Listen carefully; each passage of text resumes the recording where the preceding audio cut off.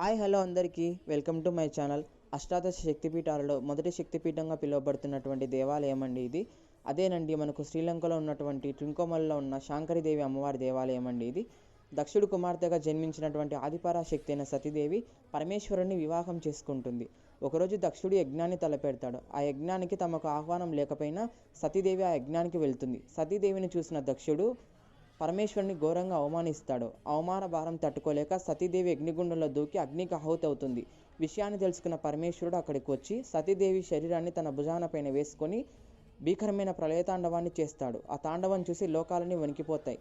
శ్రీ మహావిష్ణువు తన సుదర్శన చక్రంతో సతీదేవి శరీరాన్ని ఖండిస్తాడు. అలా ఖండించినటువంటి భాగాలే మన దేశంలో శక్తిపీఠాలుగా పడ్డాయండి. సో అలా ఇక్కడ అమ్మవారి తొడభాగం పడిందనమాట. సో ఇక్కడ అమ్మవారి శాంకరీదేవిగా వెలిసింది.